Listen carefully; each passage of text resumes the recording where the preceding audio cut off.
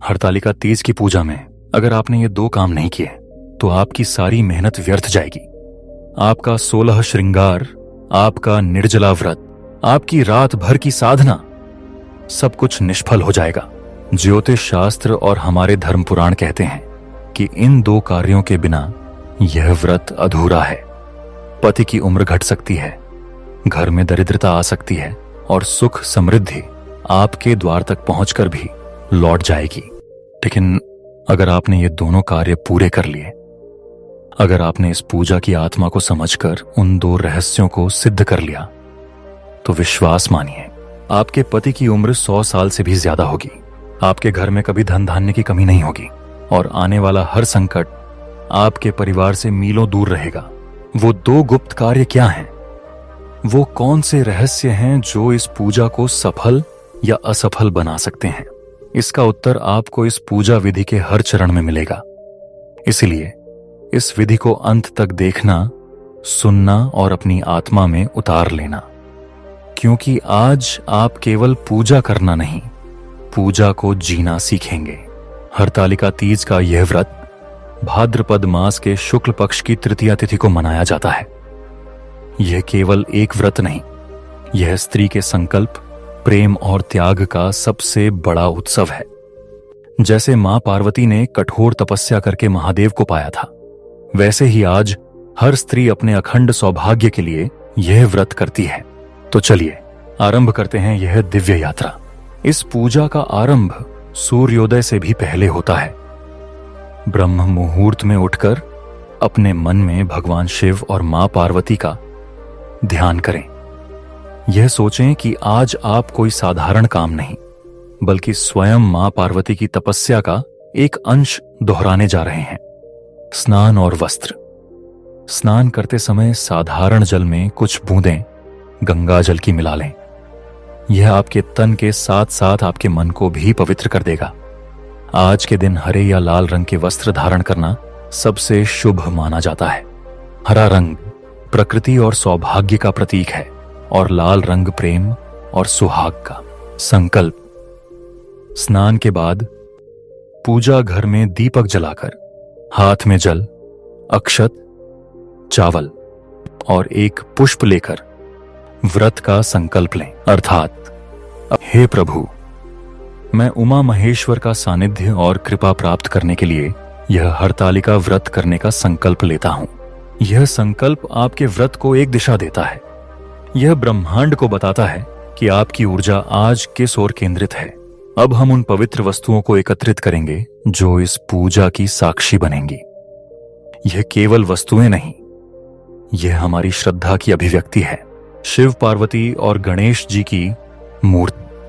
आप चाहें तो शुद्ध काली मिट्टी या बालू रेत से अपने हाथों से मूर्ति बना सकते हैं।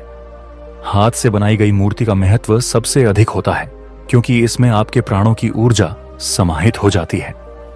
यदि यह संभव न हो तो आप धातु या तस्वीर का भी प्रयोग कर सकते हैं। पूजा की चौकी और वस्त्र। एक लकड़ी की चौकी जिस पर आप अपना कैलाश पर्वत स्थापित करेंगे, उसे सजाने के लिए पीला या लाल वस्त्र। कलश स्थापना के लिए एक पीतल या मिट्टी का कलश, जल, आम के पत्ते, एक सिक्का, सुपारी और ऊपर रखने के लिए एक नारियल जिस पर कलावा बंधा हो। अभिषेक के लिए पंचामृत, दूध, दही, घी, शहद, शक्कर, गंगाजल और शुद्ध जल। भगवान के वस्त्र। महादेव के लिए धोती और अंगोछा और मां पार्वती के लिए सुंदर सी साड़ी या चुनरी। श्रृंगार का सामान। यह सबसे महत्वपूर्ण है। मां पार्वती के लिए 16 श्रृंगार का पूरा सामान।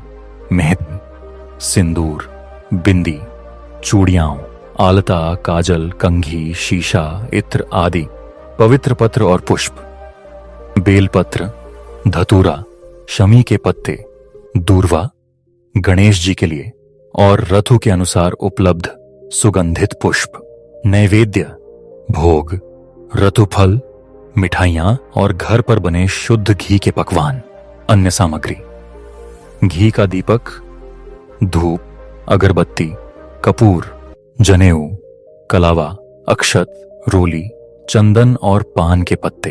यह सारी सामग्री पहले से ही एकत्रित कर लें ताकि पूजा के बीच में आपका ध्यान न भटके। अब पूजा का स्थान तैयार करें। उस स्थान को गंगाजल छिड़ककर पवित्र करें। चौकी पर पीला वस्त्र बिछाएं। यह सिर्फ एक चौकी नहीं, यह आपका कैलाश पर्वत है जहां आज शिव और शक्ति का मिलन होगा। चौकी के दाहिनी ओर थोड़े से चावल रखकर उस पर कलश स्थापित करें। कलश स्थापना विधि। कलश पर बाहर से रोली से स्वास्तिक का चिन्ह बनाएं। कलश के कंठ पर 3 बार कलावा लपेटें। अब कलश में गंगाजल और शुद्ध जल भरें। उसके अंदर एक सुपारी, एक सिक्का और थोड़े अक्षत डालें। कलश के मुख पर आम के 5 या 7 पत्ते रखें और अंत में कलावे से बंधे हुए नारियल को पत्तों के ऊपर स्थापित करें। यह कलश केवल एक पात्र नहीं है, यह संपूर्ण ब्रह्मांड का प्रतीक है। इसमें त्रिदेव, सप्तद्वीप, नदियां और सारे तीर्थ वास करते हैं। इसकी स्थापना से आप सभी दिव्य शक्तियों को अपनी पूजा का साक्षी बनने के लिए आमंत्रित करते हैं। शिव पार्वती की मूर्ति का श्रृंगार। अब चौकी के मध्य में एक थाल रखें और उसमें शिव परिवार को स्थापित करें। सबसे पहले भगवान गणेश की पूजा होगी क्योंकि वो विघ्नहर्ता है। गणेश पूजन। गणेश जी को स्नान कराएं, वस्त्र पहनाएं, जनेऊ, दूर्वा, सिंदूर और मोदक अर्पित करें। उनसे प्रार्थना करें कि आपकी पूजा बिना किसी बाधा के सफल हो। शिव पार्वती का अभिषेक। अब महादेव और मां पार्वती को पहले शुद्ध जल, फिर पंचामृत और फिर पुनः शुद्ध जल से स्नान कराएं। स्नान कराते समय ओम नमः शिवाय और ओम उमाय नमः का जाप करते रहें। वस्त्र और श्रृंगार। अब उन्हें नए वस्त्र पहनाएं। महादेव को चंदन और भस्म का तिलक लगाएं, बेलपत्र और धतूरा अर्पित करें। और अब आता है इस पूजा का सबसे भावनात्मक और रहस्यमयी चरण, मां पार्वती का श्रृंगार।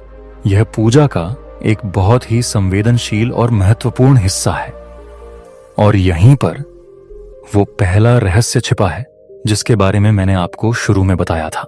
16 श्रृंगार की सभी वस्तुएं, सिंदूर, चूड़ियां, बिंदी, मेहंदी एक एक करके मां को अर्पित करें। जब आप मां को चूड़ियां पहनाएं तो महसूस करें कि आप उनके हाथों में अपने सुहाग की रक्षा का कवच बांध रहे हैं। जब आप उनकी मांग में सिंदूर लगाएं तो प्रार्थना करें कि आपकी मांग भी सदा भरी रहे। यह श्रृंगार केवल एक क्रिया नहीं, यह एक वादा है, एक समर्पण है। लेकिन इसे करने की सही विधि क्या है, वो पहला रहस्य क्या है, इसे मैं आपको कथा के बाद बताऊंगा। तब तक पूरी श्रद्धा से मां का ध्यान करें। पूजा की सारी तैयारी हो चुकी है। अब समय है इस व्रत की आत्मा, इसकी दिव्य कथा को सुनने का। और यहीं पर इस पूजा का दूसरा और सबसे बड़ा रहस्य छिपा है। कथा को सुनना, केवल कानों से नहीं, अपनी आत्मा से सुनना, यही इस पूजा का सार है। अगर आपका मन भटका, अगर आपने इसे केवल एक कहानी की तरह सुनकर अनसुना कर दिया, तो व्रत का आधा फल नष्ट हो जाता है। तो चलिए अपने मन को एकाग्र करके सुनते हैं मां पार्वती के संकल्प की यह अमर गाथा। यह उस समय की बात है जब सृष्टि का संतुलन किसी टूटे हुए धागे की तरह कांप रहा था। प्रजापति दक्ष के यज्ञ में जब देवी सती ने अपनी देह का त्याग किया तो महादेव का क्रोध प्रलय बन गया। वीरभद्र ने दक्ष का शीश काट दिया और महादेव अपनी सती का निर्जीव शरीर लेकर पूरे ब्रह्मांड में तांडव करने लगे। उनका हर कदम सृष्टि में भूकंप ला देता था। जब श्री हरि विष्णु ने अपने सुदर्शन चक्र से सती के शरीर के अंग अलग किए, तब जाकर महादेव का क्रोध शांत हुआ। लेकिन उनका हृदय हमेशा के लिए वैराग्य की बर्फ में जम गया। वो महादेव जो प्रेम के पर्याय थे, अब वैराग्य की सबसे बड़ी मूर्ति बन गए। उन्होंने स्वयं को कैलाश की एक गुफा में सीमित कर लिया। समाधि इतनी गहरी थी कि सदियां बीत गईं, युग बदल गए, पर उनकी आंखें नहीं खुलीं। देवता चिंतित थे, असुरों का आतंक बढ़ रहा था। तारकासुर नाम का एक दैत्य स्वर्ग पर अधिकार करने को आतुर था, जिसे वरदान था कि उसकी मृत्यु केवल शिव के पुत्र के हाथों ही हो सकती है। पर शिव वो तो संसार से ही विमुख हो चुके थे, सृष्टि को, देवताओं को, धर्म को। एक ही आशा थी, शक्ति। वही सती जो भस्म हो गई थी, उन्हें पुनः जन्म लेना था। इस बार प्रेम और समर्पण के ऐसे रूप में जो महादेव के जमे हुए वैराग्य को पिघला सके। और फिर वह चमत्कार हुआ। पर्वतराज हिमालय और मैनावती के घर एक कन्या ने जन्म लिया। उसके मुख पर सूर्य का तेज था, आंखों में चंद्रमा की शीतलता और होठों पर ब्रह्मांड की सारी करुणा। नाम रखा गया पार्वती, पर्वत की पुत्री। पार्वती बचपन से ही शिव भक्त थीं। जब अन्य बालिकाएं गुड़ियों से खेलती थीं, तो पार्वती मिट्टी के शिवलिंग बनाकर उनकी पूजा में लीन हो जाती थीं। उनके मुख से पहला शब्द मां नहीं, शिव निकला। उनकी आत्मा जानती थी कि वो कौन है। उनकी चेतना अपने पिछले जन्म के अधूरे प्रेम को पूरा करने के लिए व्याकुल थी। जैसे जैसे पार्वती बड़ी हुई, उनका संकल्प और भी दृढ़ होता गया। उन्होंने अपनी मां से एक दिन कहा, मां, मैंने अपने वर का चुनाव कर लिया है। मैनावती ने पूछा, कौन है वो भाग्यशाली राजकुमार, मेरी बच्ची? पार्वती बोली, मां, मेरा वर कोई राजकुमार नहीं। मेरा वर तो वैरागी है। मेरा प्रेम किसी महल के लिए नहीं, कैलाश के लिए है। मैं महादेव शिव से विवाह करना चाहती हूं। यह सुनकर मैनावती और हिमालय चिंतित हो गए। एक तरफ उनकी इकलौती बेटी जो महलों में पली बड़ी थी, दूसरी तरफ एक अघोरी वैरागी जो श्मशान की भस्म लगाता है, गले में सर्प धारण करता है और कैलाश के सन्नाटे में रहता है। यह संबंध असंभव प्रतीत होता था, लेकिन पार्वती का निश्चय किसी पर्वत से भी अधिक अटल था। देवर्षि नारद ने आकर जब यह भविष्यवाणी की कि पार्वती का विवाह शिव से ही होगा, तो उनकी श्रद्धा और भी बढ़ गई। उन्होंने राजसी वस्त्र त्याग दिए, आभूषण उतार दिए और वल्कल वस्त्र धारण कर लिए। उन्होंने अपने पिता से कहा, पिताश्री, यदि मैं आपकी पुत्री हूं, यदि मेरे रक्त में हिमालय की दृढ़ता है, तो मैं महादेव को प्राप्त करके ही रहूंगी, और इसके लिए मुझे तपस्या के मार्ग पर जाना होगा। क्या आप उस संकल्प की शक्ति को महसूस कर सकते हैं? एक राजकन्या जिसने अपने प्रेम के लिए सब कुछ त्याग दिया। अगर आप भी मां पार्वती की तरह अडिग विश्वास रखते हैं, तो एक क्षण रुकिए और कमेंट में लिखिए, हर हर महादेव। आपकी यह छोटी सी प्रार्थना आपकी श्रद्धा का प्रमाण है। और यहीं से आरंभ हुई इतिहास की सबसे कठिन तपस्या। पार्वती ने ऐसी कठोर साधना शुरू की जिसे देखकर बड़े बड़े आर्षि मुनि भी कांप उठते थे। ग्रीष्म ऋतु में जब सूर्य अग्निवर्षा कर रहा होता था और धरती तवे की तरह जलती थी, तब पार्वती अपने चारों ओर पंच अग्नि जलाकर तप करती थी। उनके कोमल शरीर पर फफोले पड़ जाते, त्वचा झुलस जाती, पर उनके मुख से एक ही नाम निकलता, ओम नमः शिवाय। वर्षा ऋतु में जब आकाश प्रलयंकारी वर्षा करता, बिजलियां कड़कती और जंगल जलमग्न हो जाते, तब पार्वती एक खुली चट्टान पर बैठकर भीगती रहती। शरीर ठंड से नीला पड़ जाता, पर उनकी साधना नहीं टूटती। शीत ऋतु में जब हिमालय बर्फ की सफेद चादर ओढ़ लेता और तापमान शून्य से नीचे चला जाता, तब वो बर्फीले जल में खड़ी होकर तप करती थीं। उन्होंने पहले केवल फल फूल खाकर तप किया, फिर उसे भी त्याग दिया, फिर केवल वृक्षों के पत्ते खाकर जीवित रहीं, और हजारों वर्षों बाद उन्होंने पत्ते खाना भी छोड़ दिया। जब उन्होंने पर्ण, पत्ते का भी त्याग कर दिया, तब देवताओं ने उन्हें नया नाम दिया, अपर्णा। उनकी तपस्या से तीनों लोक हिल गए। देवताओं की प्रतिक्रिया, स्वर्ग में देवतागण चिंतित भी थे और प्रसन्न भी। वे प्रतिदिन पार्वती की तपस्या देखते और उनकी सहन शक्ति पर आश्चर्य करते। इंद्र ने कामदेव को महादेव की समाधि भंग करने भेजा, पर महादेव ने अपने तीसरे नेत्र की अग्नि से कामदेव को भस्म कर दिया। अब देवताओं को विश्वास हो गया कि केवल पार्वती की निस्वार्थ तपस्या ही शिव को जीत सकती है। वे अदृश्य रूप से मां की रक्षा करते रहे। असुरों की प्रतिक्रिया। दूसरी ओर असुरों में भय व्याप्त हो गया। तारकासुर जानता था कि यदि शिव और पार्वती का विवाह हो गया तो उसका अंत निश्चित है। उसने अपनी मायावी शक्तियों से पार्वती की तपस्या में बाधा डालने की अनगिनत कोशिशें की। असुरों ने मायावी राक्षस भेजे जिन्होंने भयानक रूप धरकर मां को डराने की कोशिश की। कभी भयंकर सिंह उन पर झपटता, कभी विशाल सर्प उन्हें निगलने आता। उन्होंने माया से भयानक तूफान और बाढ़ पैदा की, लेकिन पार्वती की आंखों में भय का लेश मात्र भी नहीं था। उनका संकल्प एक अभेद्य कवच की तरह उनकी रक्षा कर रहा था। जब भी कोई बाधा आती, वो अपनी आंखें बंद कर महादेव का ध्यान करती और हर बाधा स्वयं ही नष्ट हो जाती। कल्पना कीजिए उस दृश्य की, एक अकेली स्त्री जिसके संकल्प के सामने पूरी आसुरी शक्तियां हार मान रही हैं। यही है नारी शक्ति, यही है भक्ति की शक्ति। जो भी यह कथा सुन रहा है, मां पार्वती की कृपा से आपके जीवन से भी अभी इसी पल सारी नकारात्मक ऊर्जा और सारी बाधाएं समाप्त हो रही हैं। इस विश्वास के साथ एक बार फिर से लिखिए, ओम नमः शिवाय। वर्षों बीतते गए। पार्वती का शरीर सूख कर कांटा हो गया, पर उनके मुख का तेज हजारों सूर्यों से भी अधिक बढ़ गया। अब आई उनके प्रेम की सबसे बड़ी परीक्षा। पर्वतराज हिमालय अपनी बेटी की दशा देखकर अत्यंत दुखी थे। एक दिन देवर्षि नारद उनके पास पुनः आए और बोले, हे पर्वतराज, आपकी पुत्री ने घोर तप किया है, पर शिव तो वैरागी हैं, वे नहीं जागेंगे। आपकी पुत्री के लिए त्रिलोक के स्वामी श्री हरिविष्णु का विवाह प्रस्ताव आया है। आप अपनी पुत्री का विवाह विष्णु जी से कर दीजिए। इससे उत्तम संबंध और क्या हो सकता है। हिमालय यह सुनकर प्रसन्न हो गए। उन्होंने सोचा कि उनकी बेटी का भविष्य सुरक्षित हो जाएगा। उन्होंने यह बात पार्वती को बताई।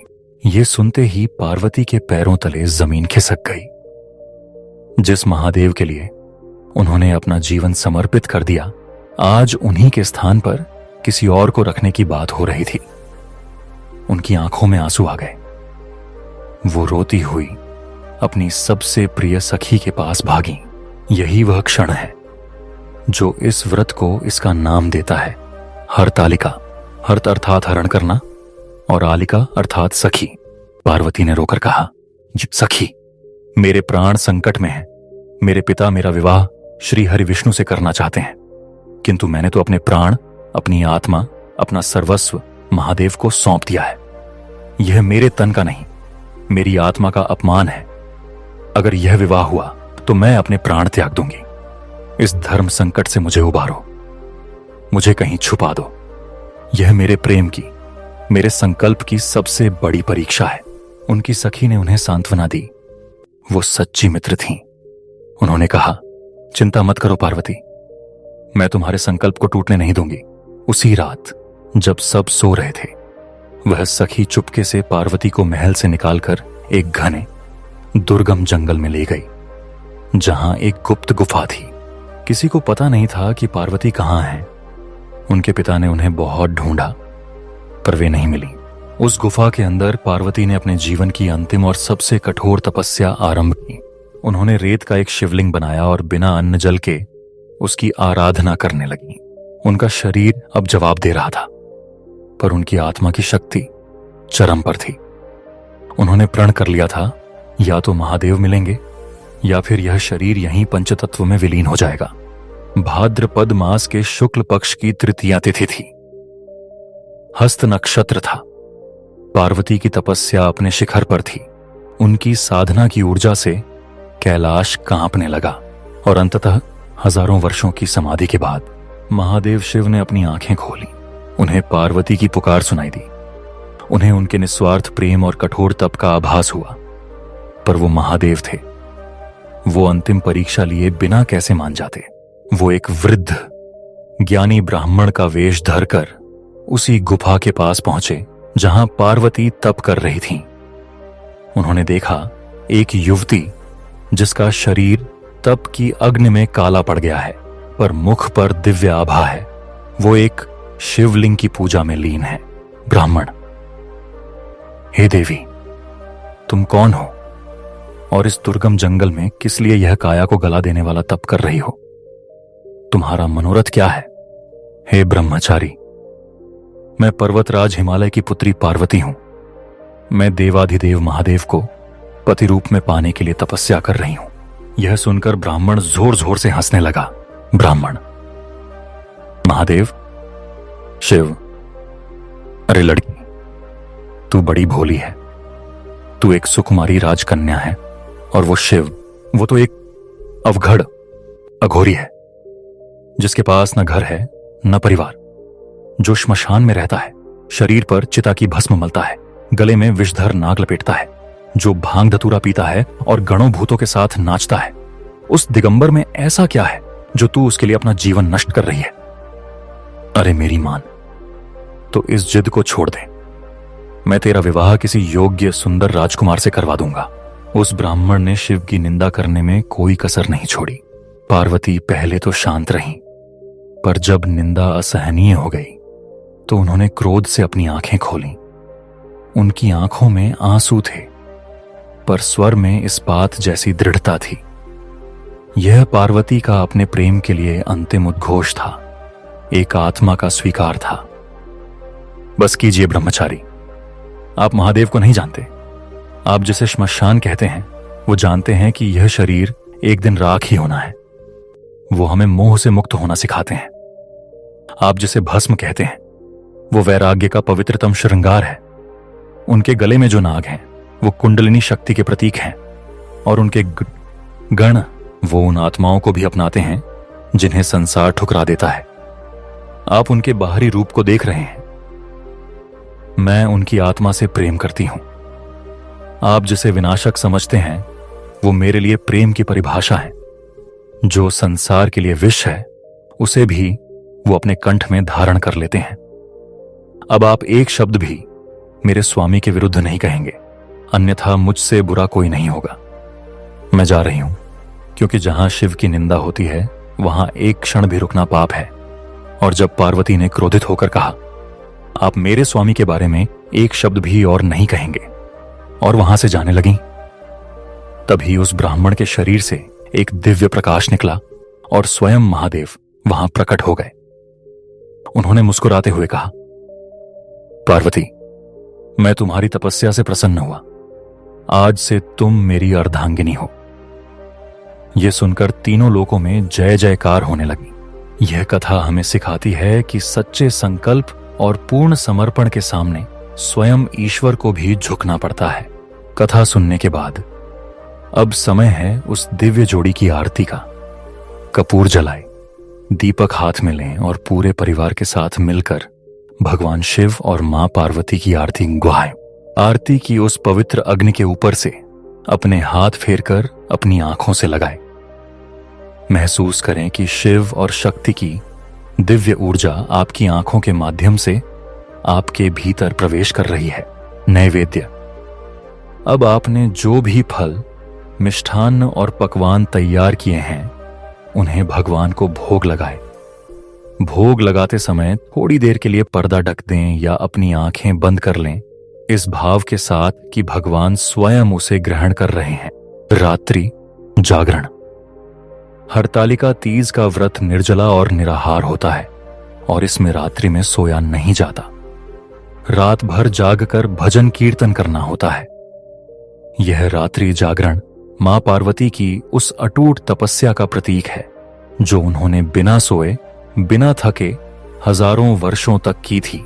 पूरी रात आपने जागरण किया। आपकी पूजा, आपकी तपस्या अब अपने अंतिम चरण में है। अब समय है उन दो रहस्यों को जानने का जो इस व्रत को संपूर्ण बनाते हैं। वो दो काम जिनके बिना यह पूजा अधूरी है। पहला रहस्य, मां पार्वती का श्रृंगार। याद है मैंने कहा था कि मां का श्रृंगार इस पूजा का सबसे संवेदनशील हिस्सा है। इसका रहस्य यह है कि मां पार्वती को अर्पित किया गया सुहाग का सामान और उनका श्रृंगार पूजा के बाद किसी अन्य सुहागिन स्त्री को दान में देना अनिवार्य है। विशेषकर किसी ऐसी ब्राह्मण स्त्री या किसी ऐसी वृद्ध सुहागिन स्त्री को जिसका परिवार सुखी और संपन्न हो। जब आप उनके चरण छूकर यह सुहाग की सामग्री उन्हें भेंट करती हैं, तो आप केवल वस्तुएं नहीं बल्कि उनके सौभाग्य की ऊर्जा का एक अंश अपने लिए आशीर्वाद के रूप में प्राप्त करती हैं। उनका आशीर्वाद आपके सुहाग की रक्षा करता है यही है पहला गुप्त विधान। दूसरा रहस्य, व्रत कथा का पारायण। दूसरा और सबसे बड़ा रहस्य है व्रत कथा को पूरी श्रद्धा से सुनना और उसका पारायण करना। पारायण का अर्थ है कथा के मर्म को अपनी आत्मा में उतारना। जब कथा चल रही हो तो यह महसूस करना कि आप दर्शक नहीं बल्कि उस घटना के साक्षी हैं। जब पार्वती तप कर रही हैं तो उनकी पीड़ा को महसूस करना। जब शिव प्रकट होते हैं तो उस आनंद को महसूस करना। जो स्त्री कथा सुनते समय अपना पूरा ध्यान और अपनी पूरी भावनाएं उस कथा से जोड़ देती है, उसे मां पार्वती का साक्षात आशीर्वाद मिलता है। उसका संकल्प सिद्ध हो जाता है। केवल कहानी सुनने वाले को पुण्य मिलता है, पर कहानी को जीने वाले को वरदान मिलता है। तो ये थे वो दो रहस्य। पहला, मां का श्रृंगार किसी सौभाग्यवती स्त्री को भेंट करना। दूसरा, व्रत कथा को पूरी श्रद्धा और भावना से जीना। अगर आपने ये दोनों कार्य पूरे कर लिए तो माता पार्वती और भगवान शिव का आशीर्वाद आपके जीवन से कभी नहीं जाएगा। आपके पति की आयु 100 वर्ष से भी अधिक होगी और आपके घर की तिजोरी कभी खाली नहीं होगी। यह मेरा वचन नहीं, यह स्वयं महादेव का दिया हुआ वरदान है। अंतिम चरण, व्रत तोड़ने की विधि। अगली सुबह स्नान करके पुनः पूजा करें। आरती के बाद मां को चढ़ाया हुआ सिंदूर अपनी मांग में लगाएं और किसी मीठी वस्तु जैसे खीरा या हलवा से अपने व्रत का पारायण करें, यानी व्रत को खोलें। पूजा की सभी सामग्री को किसी पवित्र नदी में विसर्जित कर दें। यह थी हरतालिका तीज की संपूर्ण और रहस्यमयी पूजा विधि। यह केवल एक विधि नहीं, यह आपके सौभाग्य को सिद्ध करने का एक दिव्य मार्ग है। अगर आप चाहते हैं कि शिव पार्वती का यह आशीर्वाद आपके घर पर हमेशा बना रहे तो इस वीडियो को अभी लाइक कीजिए, क्योंकि आपका हर लाइक आपकी श्रद्धा का प्रमाण है। कमेंट में पूरी भक्ति के साथ ओम नमः शिवाय या अखंड सौभाग्यवती भवः लिखिए, ताकि यह आशीर्वाद आपके जीवन में सिद्ध हो जाए। और इस चैनल को सब्सक्राइब करके घंटी जरूर दबाइए, ताकि आप धर्म की ऐसी गुप्त और शक्तिशाली विधियों से हमेशा जुड़े रहें। अगली बार मैं आपको करवा चौथ के व्रत का वो रहस्य बताऊंगा जो आज तक किसी ने उजागर नहीं किया। वो एक चीज जो चांद को अर्घ्य देते समय मिलाने से पति का भाग्य सूर्य की तरह चमक उठता है। उस रहस्य